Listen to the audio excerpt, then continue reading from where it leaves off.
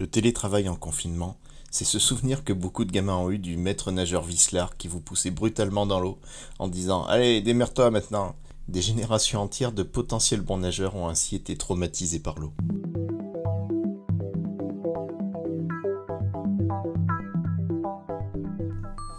On a quand même vécu une drôle de période avec ce confinement. Bon, pour plein de raisons sociologiques, mais sur l'aspect télétravail, c'est vrai qu'il s'est passé quand même beaucoup de choses.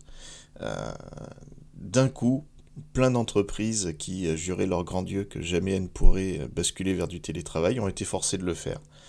Ça s'est passé parfois dans la surprise, parfois dans la douleur, parfois dans la bonne surprise, parce que il y a des retours qui sont très contrastés. Mais ce qui est sûr, c'est que ça s'est fait d'une manière brutale. Alors, il y a des grands théoriciens qui vous diront que les grandes révolutions ne peuvent pas se faire en douceur et de manière progressive. Bah là, on y est. Moi, ça fait des années que je télétravaille, plus ou moins à distance, mais en utilisant de plus en plus cet outil. Et ça faisait des années que je désespérais de voir des entreprises vraiment s'y mettre. Il y a eu des petites tentatives. Je suis pas sûr qu'avoir des petites tentatives était la bonne façon de faire, mais voilà, maintenant, on y est. Le test à grande échelle a eu lieu. Qu'est-ce qu'on fait? Je pense qu'avant tout, il faut pas jeter le bébé avec l'eau du bain, parce que c'est logique. Il y a plein de gens qui sortent de ce confinement en étant très critiques par rapport à ce qu'ils ont vécu. Et ils n'ont qu'une envie aujourd'hui, c'est se retrouver entre collègues, se retrouver devant la machine à café pour être dans la caricature, avoir des contacts humains et pouvoir reprendre les bonnes habitudes. Et ils ont plein de raisons d'être critiques par rapport au télétravail. Certains, en particulier quand ils ont des enfants, l'ont très mal vécu parce que c'était objectivement assez atroce de devoir bosser en devant gérer ces enfants en bas âge en même temps, qui débarquaient en pleine réunion, qui criaient partout, qui amenaient du stress. Et une des leçons de ça, c'est qu'il faut surtout pas confondre le télétravail avec le télétravail en confinement avec ses enfants. Un télétravail fait de manière correcte se fait avec un mode de garde adapté, exactement comme si vous faisiez garder vos enfants pour aller travailler. Et puis, il y a une évidence qui est ressortie de ça, mais c'est bon de la rappeler, c'est que tout le monde n'est pas fait pour ça.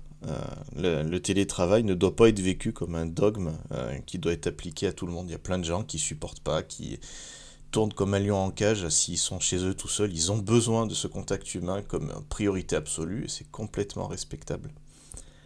Et puis dans les leçons, il y a ces managers qui se sont retrouvés un peu perdus, un peu déboussolés, qui ont dû improviser des choses et qui souvent ont tenté de faire du nouveau monde avec des recettes de l'ancien monde. Ça va en parler à certains, ça. Alors qu'en fait, il y a pas mal d'outils à repenser, de management à repenser. Et moi, ce que je me propose dans quelques épisodes de podcast à venir, c'est de réfléchir à ces outils et à cette nouvelle façon de manager liée au télétravail. Alors pourquoi je lis les deux? Parce qu'en fait, j'ai peu de croyances dans ce domaine, mais j'en ai une, c'est que l'entreprise, à mon sens, doit se repenser comme si tout le monde devait télétravailler.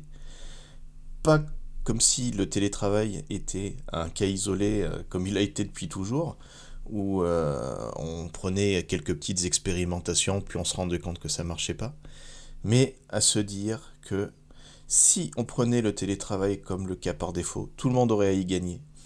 L'entreprise qui se retrouverait avec une organisation plus rigoureuse et mieux équipée en outils, et le télétravail a plein de vertus pour forcer à ces outils. On ne peut pas être dans le flou quand on télétravaille, on s'en est rendu compte, et ça peut amener quelque chose qui peut faire beaucoup de bien au process et aux façons de fonctionner. C'est bénéfique pour le travailleur qui du coup va pouvoir appuyer ses interventions sur des indicateurs plus pragmatiques et sur des outils qui sont un peu mieux délimités. Et puis bien sûr, ce serait bénéfique pour le télétravailleur, qu'il soit occasionnel ou permanent, qui ainsi ne se retrouverait plus la cinquième roue du carrosse. On va en rediscuter. À demain.